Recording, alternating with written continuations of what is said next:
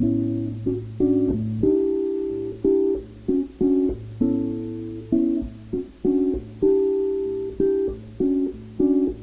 Mark Guest. I play a little jazz guitar, sometimes a big jazz guitar. And I'm looking forward to playing with Mr. Jimmy on Friday at the Guitar Bar. We will be playing blues with a, whatever spin we put on it. How's that? First memory of music in my life would have to be my mother. And she used to sing songs that, well, she continued through my life. And so when I was a very cool teenager kid, of course, they really annoyed me. But she used to sing You Are My Sunshine, among other tunes.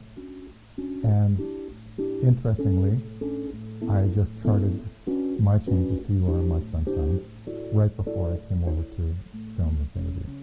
Yeah, I was raised in the wild on Toronto Island. It was a beautiful community of, it's about 650 now. I think at the time it was more like 1,000 people.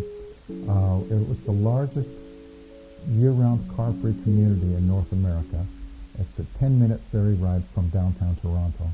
And a beautiful place of lagoons and trees and parkland. And at 10, my mother had an Oahu guitar, a terrible guitar. The strings were about this far off the fingerboard.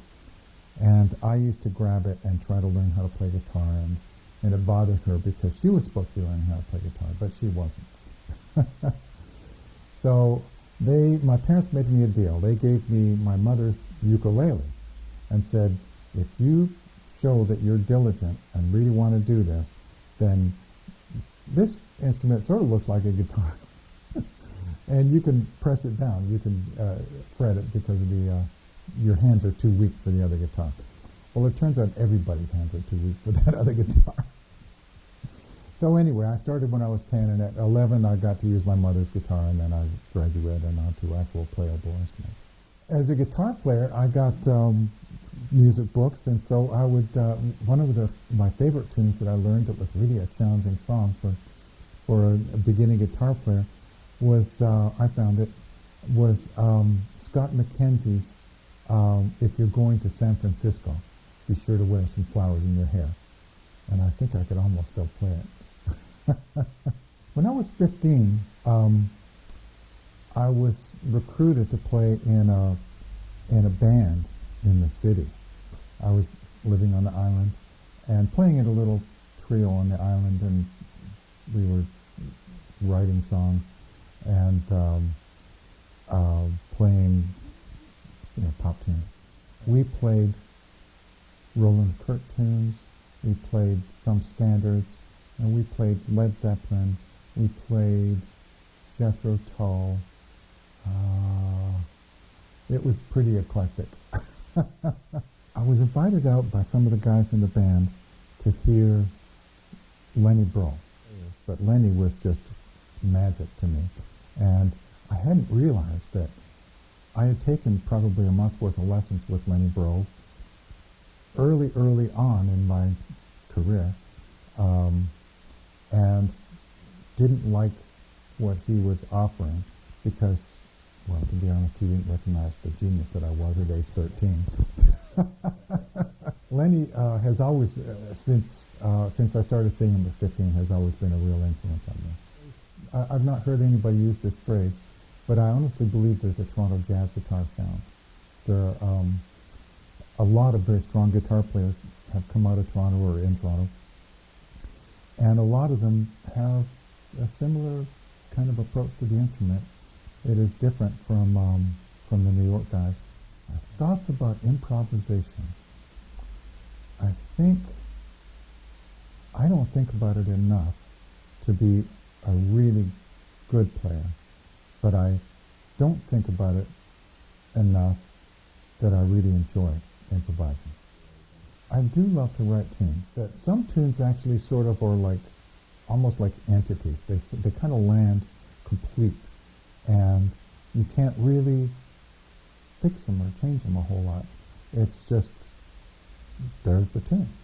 And other tunes, I might to record and go, oh, that would combine really well with this other chord, which leads me to another chord, and let's put a B section on there. And so that's much more of a creative process.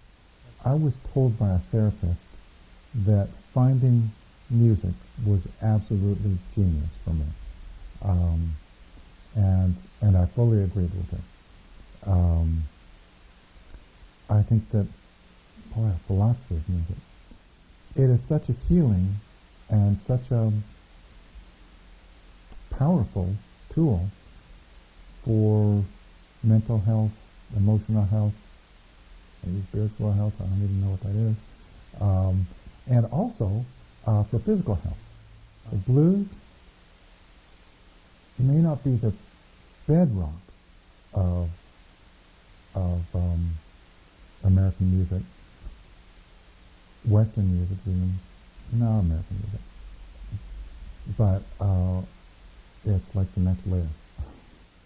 The blues is a language that everybody can understand, and when it's put on top of jazz, which has a little more, a broader, more words to the language, imposing the blues on top of that, superimposing the blues on top of that, makes this broader based music, jazz, much more accessible and much more enjoyable.